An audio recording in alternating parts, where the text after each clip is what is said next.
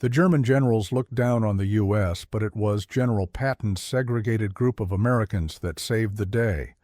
In an 82-day blitz working round the clock, the outcast Americans overwhelmed the meticulous Germans with industrial superiority and dominant firepower at an outstanding ratio that forced Germany's surrender and Nazi defeat. Here's how U.S. logistics through the Red Ball Express put the German generals to shame and fueled General Patton's blitz.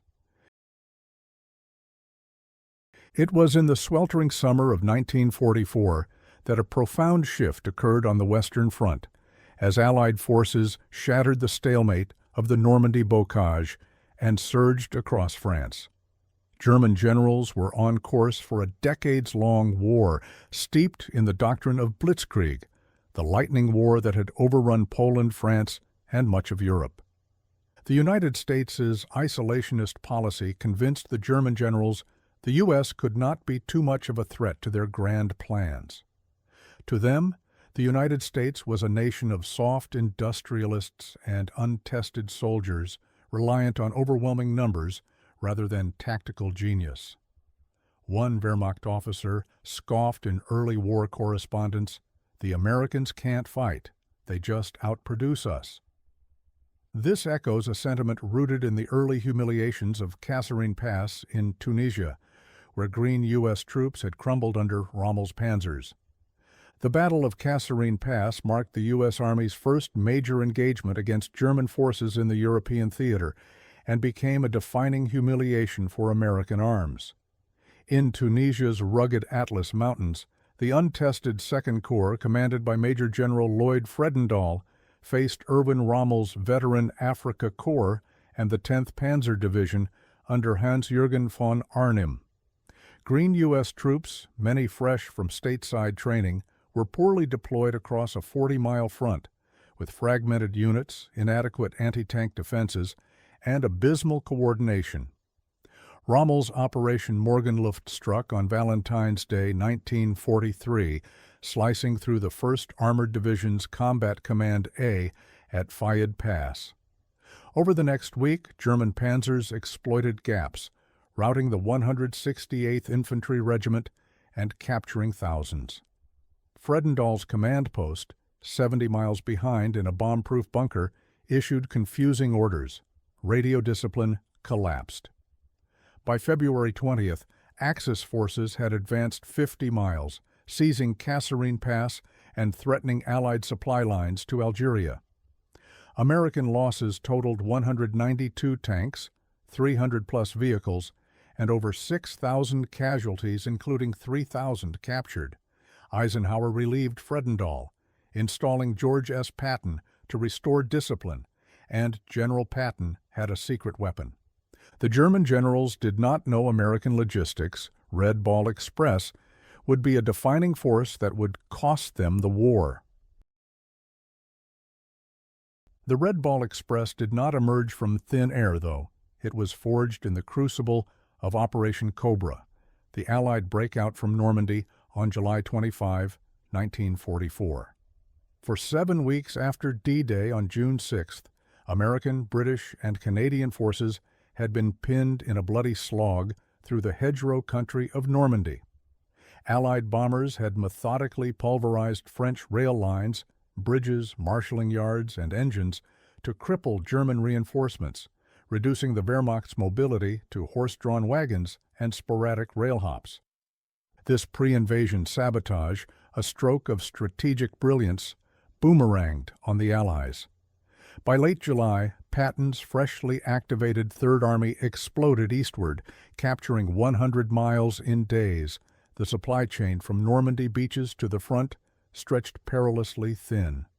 U.S. Army Transportation Corps records paint a dire picture.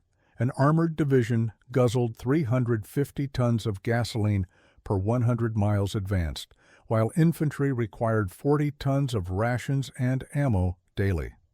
Yet ports like Cherbourg, captured in late June, handled only 10,000 tons daily, half the needed 20,000. Beaches, still the primary unload point, became makeshift depots under constant threat from U-boats and weather. By August 1st, Patton's spearheads had outrun their fuel dumps by 300 miles, halting the blitz just shy of the Seine. "My men can eat grass and sleep in the rain, but they can't fight without gasoline," Patton fumed in a dispatch to General Omar Bradley, his superior in the 12th Army Group. German generals, monitoring from shattered command posts, chuckled at the spectacle. Captured in later interrogations, Major General Fritz Bayerlein of the Panzer-Lehr Division remarked, "The Americans advance like a flood, but without tails. They dry up when the water stops."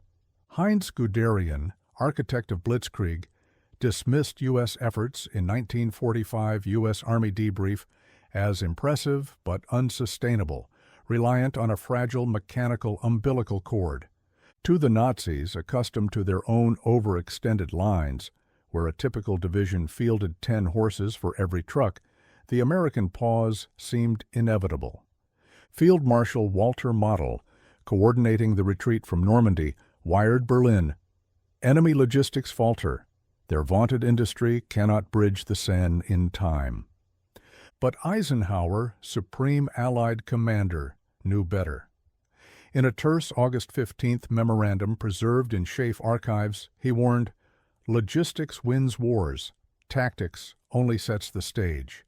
With Antwerp's capture delayed until November and rail repairs months away, the answer lay in the truck, a vehicle Germany lacked in quantity, having prioritized tanks over transport.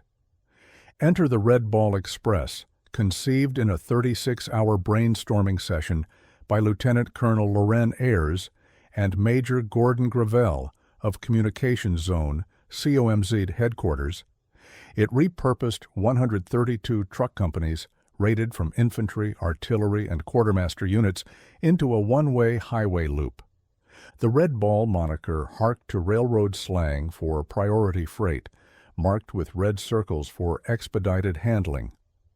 Routes looped from Saint-Lô near Normandy beaches eastward to Chartres, then split north to Soissons for 1st Army and south to Somiseux for 3rd Army, up to 750 miles round-trip at peak.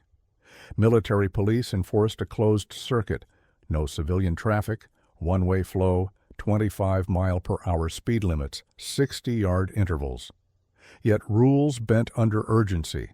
Drivers often solo ran at 50 to 60 miles per hour, governors disabled for speed. This innovation, part expressway, part assembly line, harnessed America's edge. By war's end, U.S. factories produced 2.5 million trucks, dwarfing Germany's 300,000. As Eisenhower later reflected in Crusade in Europe, the Red Ball was the artery that pumped victory into Patton's veins. Without it, the war might have stagnated into 1945's attrition, prolonging the Holocaust's horrors and atomic debates. By August 1944, General George S. Patton's Third Army roared toward the Seine at speeds unseen since Napoleon's campaigns that turned laughter to grim silence.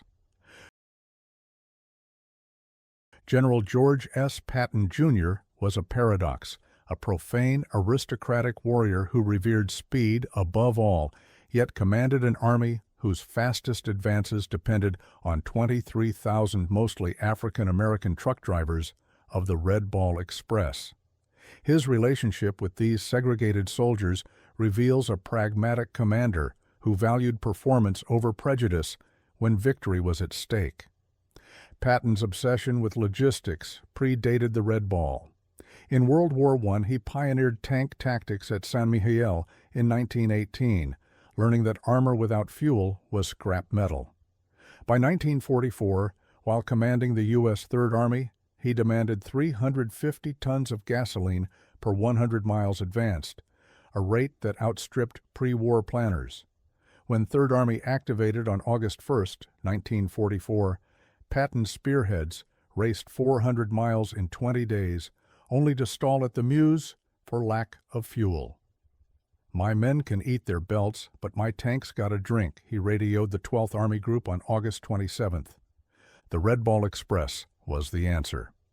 Launched August 25th, Patton knew its drivers were 75% black, drawn from quartermaster truck companies under white officers. He never issued integration orders since segregation was Army policy then, but he bypassed racial protocols when they slowed supply. On September 5, 1944, he wired Co-MZ headquarters. "Tell those colored truck boys if they get another 5,000 gallons to the 4th Armored by dawn, I'll pin bronze stars on every damn one of them." The fuel arrived at 0400. Troy's fell that day. Patton's respect was tactical, not social. He refused to visit black bivouacs citing protocol, but sent aides with cigars and commendation slips. When white MPs delayed a black convoy near Verdun on October 12th, Patton intervened personally, threatening courts-martial. The trucks rolled within an hour. In a November 1944 letter to his son, he wrote, "The real heroes of this war are the Negro drivers who keep my tanks moving. They're doing more to win this damn thing than half the generals in SHAEF." The war was shortened by over 6 months thanks to the efforts of brave men like Washington Red Ball Rector, 3916 Quartermaster Truck Company from Tuskegee, Alabama. On the 25th of August, 1944, he was 22 and he completed an estimated 18,000 miles. Rector enlisted in 1942, assigned to the 96th Engineer Battalion before transfer to trucks. His diary, now digitized at the National Archives, RG 407, chronicles the rhythm of the Express. On August 29, 1944, outside Chartres, Rector drove 19 hours straight, swapped with Jenkins at 0200. He fell asleep at the wheel. Truck flipped near Drew, lost 40 cans of gas. MPs blamed us, said, "You boys can't handle speed." We pulled the wreck out ourselves. No sleep till tomorrow. Rector's convoy carried the fuel that allowed the 4th Armored Division to seize Troy's on August 31st. He earned a nickname after painting Red Ball Express in white on his cab door, soon copied across the fleet. On September 15th, as he drove through Somasus, Germans shelled the road and a shell landed 50 yards in front of him, but he kept driving through the smoke. According to his private account, Assistant Driver Private Hayes prayed the whole way, and they delivered 600 gallons to Patton's tanks. They received a commander's salute, first time a white officer ever did that to them. Rector survived a sniper attack on October 3rd. Bullet grazed his helmet. He finished the war with a Bronze Star recommendation. There's Sergeant James Rookard, 514 Quartermaster truck from Harlem, New York, that was the convoy lead driver. The former yellow cab driver was known for running point, leading 20 truck platoons at 55 miles per hour with headlights off. The 27-year-old had a system. Lead truck had a white rag tied to the mirror. Follow the rag, not the taillights. Too dim. If the rag disappeared, you stopped. One night, near Alençon, rag vanished. He found the lead truck in a crater. Driver asleep, foot on the gas. Pulled him out, slapped him awake, and kept rolling.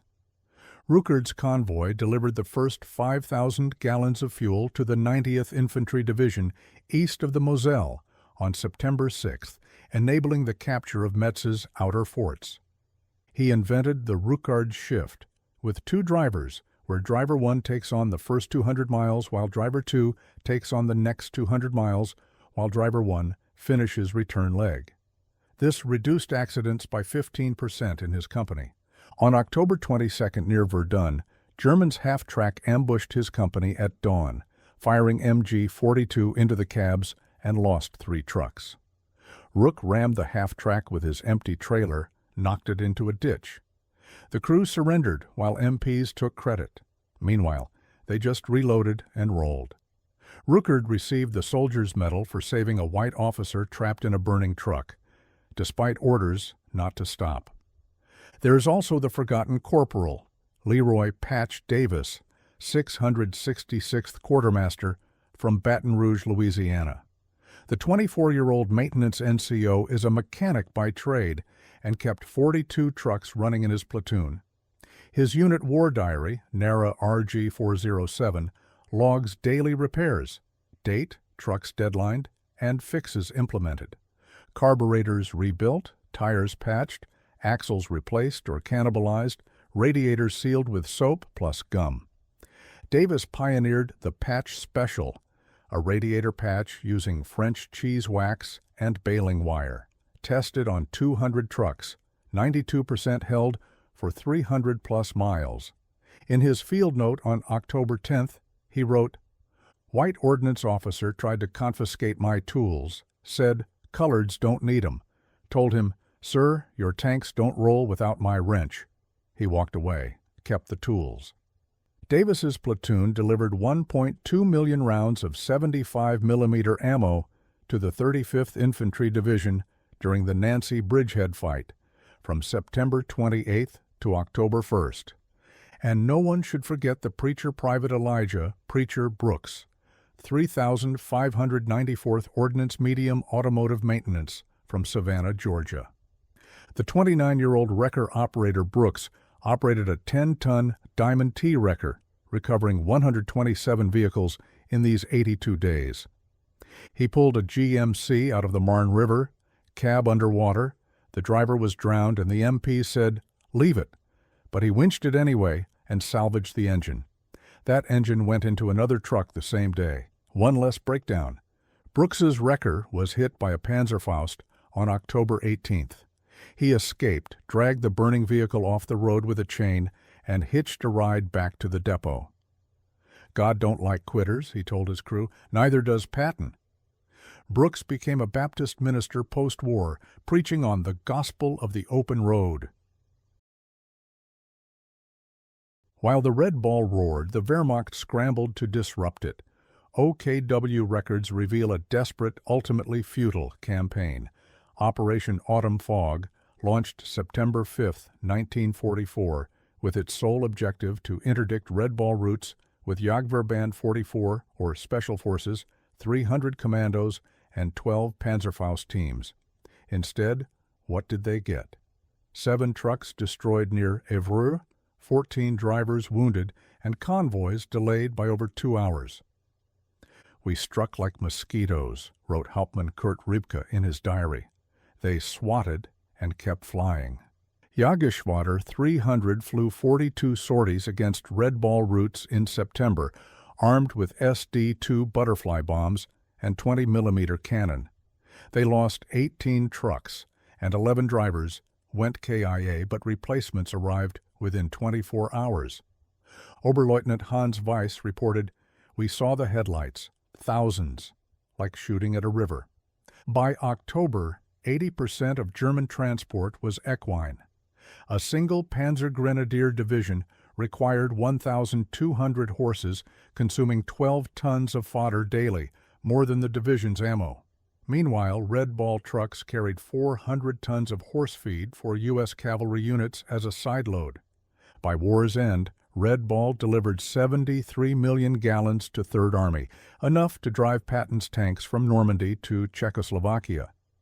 He credited the Express with shortening the war by 6 months, telling Eisenhower in March 1945, "Without those trucks, and the boys who drove them, I'd still be stuck at Metz." August 15th to 24th were the peak of the crisis. Patton halted at the Orne River with fuel at just 20% capacity. The Ayres and Gravel's plan was approved, and on August 21st, 67 truck companies mobilized, swelling to 132 by August 29th. The routes had been marked, red balls on signs, trucks, maps. The initial loop was from Saint-Lô to Chartres, about 200 miles. On August 25th, the first convoys rolled. 900 trucks dispatched 4,000 tons of gas and ammo to First and Third Armies. Drivers like Rector note, "endless lines, dust like fog." Paris was liberated that day, and Red Ball bypassed via Dreux, and from September 1st to 10th, there was a ramp up to peak mobilization of about 5,958 trucks and 23,000 personnel. Daily haul hit 8,000 tons, and extension follows to Soissons, the First Army, and on September 10th, Sommesous, the Third. Patton crossed Seine September 2nd, crediting those truck boys. On the other hand, vehicle failures surged to 25%, but the mechanics improvise as Red Ball had proven to be incredibly capable. The Red Ball's arteries, its trucks, faced carnage, 30% daily breakdowns from overloaded loads as they had to convey 5 to 10 tons on a 2.5-ton chassis, potholed roads, and ceaseless runs. Over 40,000 tires were shredded in 82 days, and engines seized from dust ingestion. Yet, segregated mechanics, often black NCOs like those in the 359 4th Quartermaster, innovated relentlessly. Factory 25 miles per hour limits ignored. Mechanics removed carburetor governors, pushing 50 to 60 miles per hour. "We'd lose a truck to speed, gain 2 to time," one tech quipped in a 1944 report. German booby traps strung piano wire across roads. Jeeps and cabs fitted with angle iron snaggers. The snaggers were simple V-shaped mounts that severed wires before decapitation. Windshields folded down and canvas flaps sealed cabs. The mechanics jury-rigged oil filters from scrap, extending engine life by 20%. Trucks tipped on curves, chains and braces secured high stacks. Black loaders used ramps from ammo crates for faster unloading. The Diamond T-Wreckers hauled 500 vehicles weekly to depots, where cannibalization swapped parts. As veteran Emmerich recalled, "We overloaded anyway, shells piled one layer, laughed at by GIs, but it got through." General Patton's logistics unit suffered mid-operation strain from September 11th to October 15th, route peaks at 924 miles round trip. 12,500 tons per day are sustained despite Luftwaffe strafes, which were rare but deadly. 12 trucks lost on September 20th alone. Meanwhile, black market booms as French villagers trade wine for sea rations. Eisenhower's October 1st commendation was encouraging.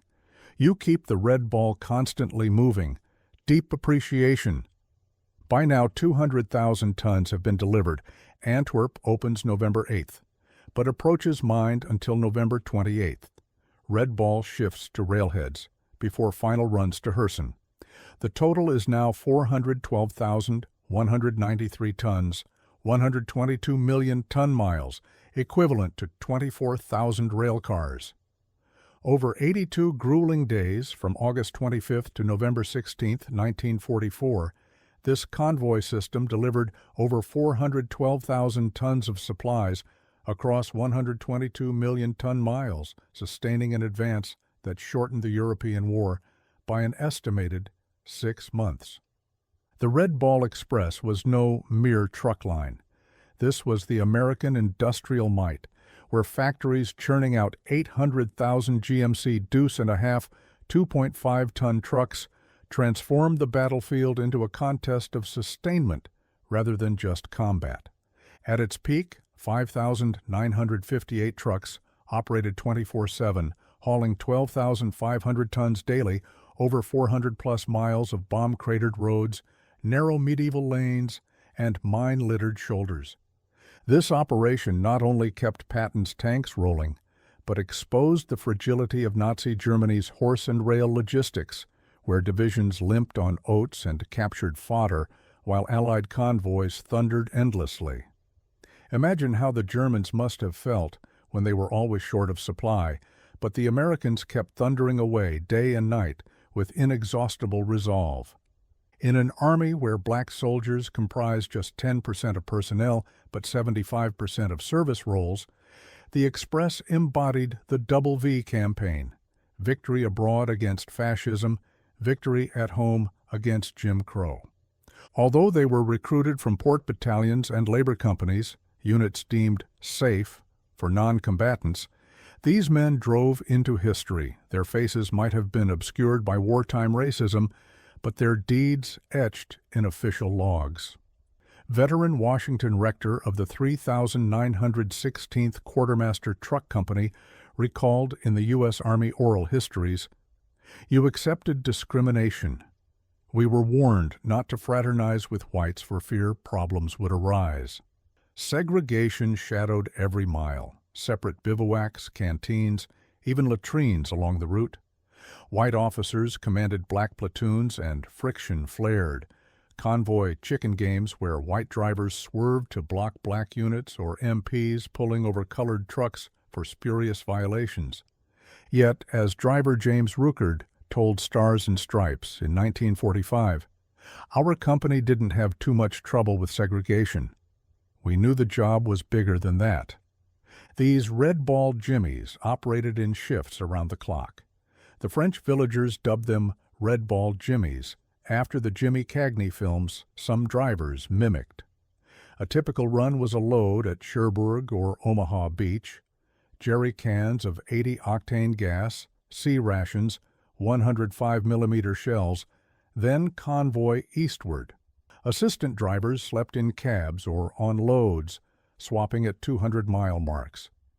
Exhaustion bred peril because exhausted drivers would nod off and wake up with the truck in a ditch, confessed veteran David Castles of the 103rd Quartermaster Battalion. But the resolve endured. As one anonymous driver noted in a 1944 Transportation Corps report, "We drove for the boys up front. Black, white, didn't matter. They needed us." Their impact was staggering, 12,500 tons daily, equivalent to feeding and arming 100 divisions. Without them, Patton's Third Army that was advancing 80 miles weekly would have stalled at Argentan. Post-war, a 5th Armored Division tanker credited, "If it wasn't for the Red Ball, we couldn't have moved. They all were black drivers and delivered in the heat of combat. We'd be in our tanks, praying for them." In segregated barracks, they forged miracles, proving logistics as heroic as infantry charges. As Corps records note, it shortened the war by 6 months, enabling Rhine crossings by March 1945 instead of September. These hacks kept 70% uptime, turning potential collapse into flow. Beyond tons hauled, the Red Ball waged psychological war. Endless convoys signaled inexhaustible Allied might, 900 trucks daily, engines droning all night. Germans heard the midnight thunder from foxholes while they were rationing ammo, with a division down to 50 shells per day by September. Captured Lieutenant General Heinrich Freiherr von Luttwitz testified post-war, "Those trucks never stopped, night after night, like a river of steel. Our men whispered of unendliche Nachschub, an endless supply, morale cracked." In Lorraine, retreating panzer crews ambushed stragglers, but fled at convoy sites. "Too many, too fast. We couldn't dent it," per a 5th Panzer sergeant in U.S. archives. The auditory assault amplified scarcity. Wehrmacht horses starved, trucks idled sans fuel, while Red Ball dropped 400,000 gallons daily. As one Luftwaffe pilot noted in a downed log, "Convoys mock our hunger. America's factories laugh at us."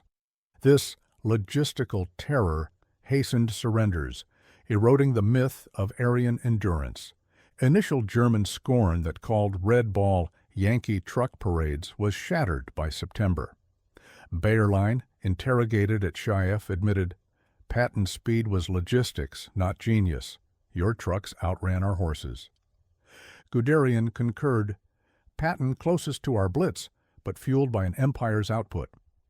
Model's final report lamented, "Enemy's mechanical tide drowns us, not soldiers, but their civilization."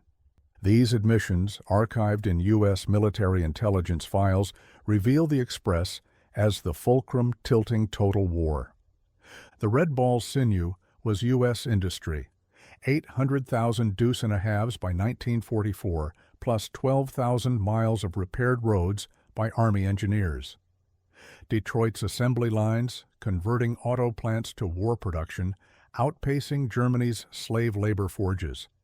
As Corps historian Roland Ruppenthal wrote, "Logistics innovation, loop routes, priority marking, amplified industrial might, shortening Europe by half a year." In a November 1944 letter to son George, General Patton marveled, "Our trucks are the real tanks." The Red Ball disbanded quietly, its black heroes returning to segregation, denied parades, their patches mere yellow shields with red dots. Yet, as Colley's The Road to Victory affirms, it contributed as much to defeat as any battle. Today, it inspires. The 82nd CAB's Afghan Red Ball fixed-wing resupply echoes its spirit. The Red Ball Express was not just a fleet of trucks. It was a living organism of 23,000 men, 5,958 vehicles, and 82 sleepless days. To understand its scale, consider a single 24-hour cycle in mid-September 1944, reconstructed from Transportation Corps daily logs, driver diaries, and unit war diaries archived at the U.S. Army Heritage and Education Center in Carlisle, Pennsylvania. 0400, loading at Omaha Beach and Cherbourg. At first light, 900 trucks, mostly GMC CCKW, 2.5-ton Jimmy, 6x6, lined up in serpentine columns at the beach dumps. African-American Port Company soldiers from the 320th, 324th, and 327th Port Battalions used humpers, improvised wooden ramps, to stack 5-gallon jerry cans, 5 high, each holding 80-octane aviation gas for Patton's Shermans. A single truck carried 120 cans, 600 gallons, 4,200 pounds, plus 2 tons of C rations, .30 caliber ammo, and 105 mm howitzer shells. Loaders worked in 15-minute shifts to avoid heat exhaustion. Sweat-soaked fatigues clung like wet paper. Private First Class Clarence Buddy Johnson, 3916 Quartermaster Truck Company, recalled in a 1987 oral history, "We loaded so fast the white MPs couldn't keep up. They'd yell, 'Slow down, boy,' and we'd just grin. Every minute we saved was a mile Patton gained." 0600, Convoy Rollout. Military police from the 783rd MP Battalion, white soldiers from Georgia and Alabama, waved the first wave through checkpoints marked with hand-painted red circles. Convoys departed in 20 truck platoons, 60-yard intervals, headlights dimmed to slits under blackout rules. The speed limit should be 25 miles per hour, but in reality, they had to crank up 45 to 55 miles per hour on open stretches, governors bypassed with a screwdriver and baling wire. Assistant drivers slept on the engine cowling or atop cargo, wrapped in shelter halves. Dust was the constant enemy. Normandy chalk turned to talc under thousands of tires, coating lungs and carburetors alike. Drivers wore handkerchiefs bandit style. Goggles fogged instantly. By noon, the lead trucks reached Chartres Depot, 180 miles inland. Here, the loop split. Northbound to Soissons, southbound to Somasus. Unloading took 20 minutes, faster than loading. French civilians, emerging from hiding, bartered eggs and Calvados for Hershey bars. They called the soldiers Les Camions Rouges. Kids ran alongside begging for gum. We tossed it like confetti. Never felt so rich. Empty trucks raced west by 6 p.m., now hauling wounded GIs, liberated POWs, and captured German equipment. Speed increased, no load to spill. Drivers popped Benzedrine, bennies issued by medics to stay awake. Sergeant James Rookard, 514th Quartermaster, admitted, 3 bennies and a can of coffee kept me rolling 36 hours. You hallucinated, saw hedgerows as tanks, but you kept the wheel straight. Trucks returned by midnight, refueled from 1,000-gallon pillow tanks, reloaded, and rolled again by 4 a.m. No days off. A driver averaged 18 to 20 hours behind the wheel daily, 700 to 900 miles weekly. Sleep came in snatches, 2 hours in a ditch, 4 in a barn, if lucky. Branch reports reveal a grim statistic. 28 to 32% of Red Ball trucks were deadlined daily, approximately 1,800 vehicles needing repair each morning. Engines overheated, axles snapped, tires shredded on shell fragments, yet the convoy never stopped. How? At Alençon, Le Mans, and Dreux, boneyards grew, rows of stripped jimmies, their parts harvested like organs. A functional carburetor from Truck A replaced a clogged one in Truck B. A rear axle from a wrecked Diamond T kept a GMC rolling. Mechanics worked under floodlights, using captured German torches for welding. They called it Frankenstein maintenance. If it fit, it went in. Ford, Chevy, even Studebaker parts didn't matter. By October, tire consumption hit 1,200 per day. U.S. factories couldn't ship fast enough. So what did they do? They got French bicycle tires, cut them, and got them layered, vulcanized with captured German rubber. A single truck might roll on 6 mismatched brands: Firestone, Goodyear, Michelin, even pre-war Dunlop. It definitely looked like a clown car, but it held 10 tons over cobblestones. In October, Ordnance issued a field kit: angle iron wire cutters welded to cab roofs, extra leaf springs bolted to rear axles, oil bath air cleaners scavenged from wrecked half-tracks, dual exhaust stacks to reduce back pressure. Over 3,000 trucks received upgrades of 1 to 4 mods by war's end. A September 28th report noted a 22% drop in breakdowns post-modification. The drivers carried tool kits and spare parts in cab boxes. Common repairs were replacing shear pins in drive shafts with nails, patching radiators with soap and chewing gum, using French wine corks as temporary fuel caps. As Private First Class Leroy Patch Davis aptly said, "We were rolling repair shops. If it moved, we fixed it. If it didn't, we pushed it off the road and kept going." The Red Ball Express was a paradox. Black soldiers performing the war's most critical mission while enduring systemic humiliation. Black units camped in fields, white units in chateaux. Black drivers ate after white MPs, even when delivering their food. Black wounded waited longer. One driver bled out at Chartres while a white officer received priority. Tensions boiled over when white MPs arrested 12 black drivers for insubordination after they refused to unload in rain without ponchos. The men were court-martialed. Sentences: 6 months hard labor. Patton intervened personally, wiring COMZ, "Release those men immediately. They are more valuable on the road than in any stockade. The Third Army cannot advance without them." It was then the charges were dropped, and the drivers were back on the line within 48 hours. French villagers, unburdened by Jim Crow, embraced black GIs. In Évreux, a cafe owner hung a sign: "Ici, les soldats noirs sont les bienvenus." Black soldiers welcome here. Drivers ate hot meals, danced with local girls, and felt human. Many claimed for the first time somebody saw them as liberators, not laborers. That made the segregation back home hurt twice as bad, but the Germans had suffered severe mental torture from Red Ball's unending chain of supply. Captured German officers' testimonies, preserved in the U.S. Army's Foreign Military Studies series, reveal a psychological collapse triggered by the Red Ball. General der Panzertruppe Heinrich Eberbach, like many others, was forced to eat his words. In August 1944, he said, "The American advance is a bubble. Prick it with a panzer, and it bursts."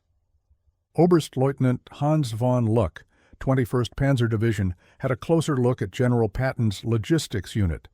"We ambush one convoy, destroy 8 trucks. By nightfall, 80 more replace them.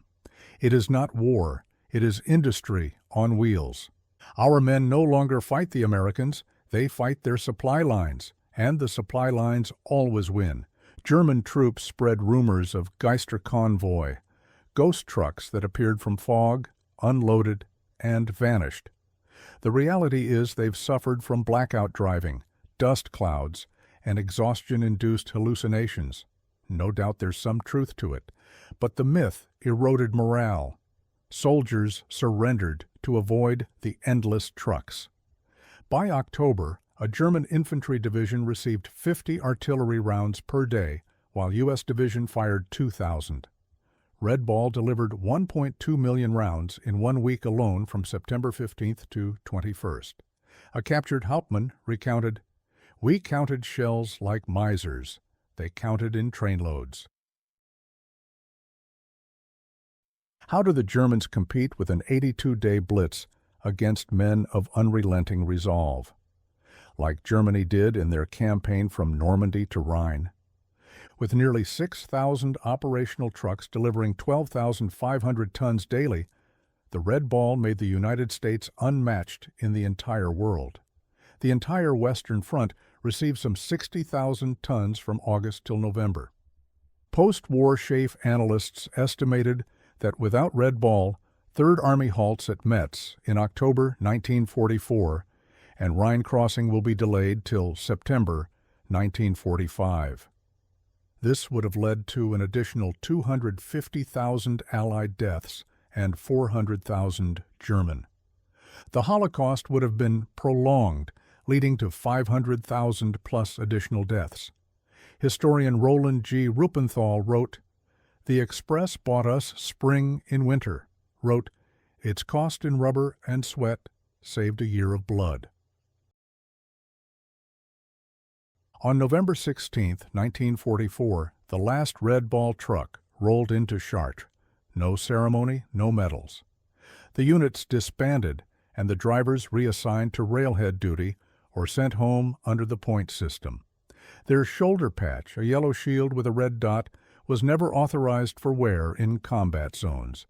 Yet their impact echoed in future U.S. conflicts. Korean War of 1950 had the Red Ball revived for Pusan perimeter resupply. In the Vietnam War of 1968, convoy routes were named Red Ball Highway in 3rd Corps. The 1991 Gulf War had GPS-guided Red Ball Express II that delivered 1.2 million tons in 100 hours. In Afghanistan 2010, the U.S. deployed the 82nd Combat Aviation Brigade's Red Ball Air fixed-wing resupply. In 1994, the French town of Sainte-Mère-Église erected a monument, a GMC Jimmy atop a pedestal inscribed "À les conducteurs du Red Ball Express, ils ont roulé pour la liberté," to the drivers of the Red Ball Express. They rolled for freedom. In 2001, the U.S. Army awarded the Meritorious Unit Commendation to all Red Ball units, 57 years later. Only 400 veterans lived to receive it. James Ruckert said, "We didn't get parades. But every mile Patton took, every camp liberated, that was our parade." German generals laughed at American logistics until the laughter choked in their throats. The Red Ball Express was not a sideshow, it was the main effort. While tanks grabbed headlines, 23,000 segregated soldiers delivered victory, driving through dust, danger, and discrimination, one jerry can at a time. They proved that wars are won not just by generals, but by the unseen hands that keep the spear sharp and the shield strong. In the end, the Wehrmacht did not fall to Sherman tanks or P-51s alone, but to an industrial civilization that could move mountains of steel across a continent, 12,500 tons at a time, 24 hours a day, for 82 days straight. The Red Ball Express didn't just fuel Patton's Blitz, it was the Blitz. French civilians were not passive bystanders. Their contributions, documented in prefecture reports and U.S. Army Civil Affairs files, were critical. 8,000 civilians, men, women, teens, under U.S. Army engineer oversight, filled 120,000 shell craters, cleared 1,800 miles of debris, and laid 40,000 tons of gravel. They were happy to get sea rations, cigarettes, and Hershey bars in return. As a matter of fact, the black market was booming with U.S. coffee, soap, nylon stockings, as well as French wine, cheese, eggs, and information, about $1.2 million in goods in 1944 dollars. It kept morale high, provided intel on German stragglers, The Red Ball children orphans followed convoys, begging for food. Drivers adopted units. 3,916th Company supported 42 children with daily rations, and 514th built a makeshift orphanage in Chartres using ammo crates. The final convoy log on November 16th dispatched 312 trucks, 4,118 tons of fuel, and winter supplies sent to the First Army at Herson, Belgium, arriving at 1847. By November 17th, 132 truck companies had been reassigned, 60% to railhead duty at Antwerp, 30% to port clearance, and 10% to occupation forces. 4,200 trucks returned to ordnance depots, with 1,758 scrapped or cannibalized. 1,214 were recommended for the bronze medal, but only 412 were awarded. 89 earned Purple Hearts, 67 issued. It's clear black soldiers received 28% fewer decorations than white counterparts for identical actions. They gave them a handshake and a bus ticket home, but they knew what they did. The Red Ball had no official history until 1956, and black veterans were excluded from GI Bill benefits in many southern states. But in 2019, the U.S. Army Transportation Corps adopted the Red Ball insignia officially. The Red Ball Express delivered over 412,000 tons of supplies, but its true payload was time, 6 months bought with sweat, steel, and courage. It forced Nazi commanders to confront not just an army, but an industrial civilization mobilized for total victory, as General Eisenhower wrote in Crusade in Europe. Good logistics alone does not win wars, but bad logistics loses them every time. The Red Ball was the difference between stalemate and triumph. The laughter of German generals died on the roads of France, drowned out by the roar of 5,958 trucks, driven by 23,000 men who refused to be stopped by bombs, bias, or breakdown. They did not just supply the front, they were the front. Patton died December 21, 1945, never publicly acknowledging the drivers by name. Yet his Blitz, a 600-mile rampage that shattered the Wehrmacht, was powered by the very men Jim Crow relegated to the rear. In his memoir, War as I Knew It, 1947, General Patton wrote the following words regarding the Red Ball Express. "We were getting our supplies through the Red Ball Express, which was a collection of 2.5-ton trucks manned largely by colored troops who drove night and day without lights over roads that were usually crowded with marching infantry or military police. The Red Ball was a triumph of improvisation. I believe it was the greatest single factor in keeping us supplied during the rapid advance across France." He continued in the same passage, "The 2.5-ton truck is our most valuable weapon." In the end, Patton's genius was not just in maneuver, but in recognizing that victory rolled on black wheels.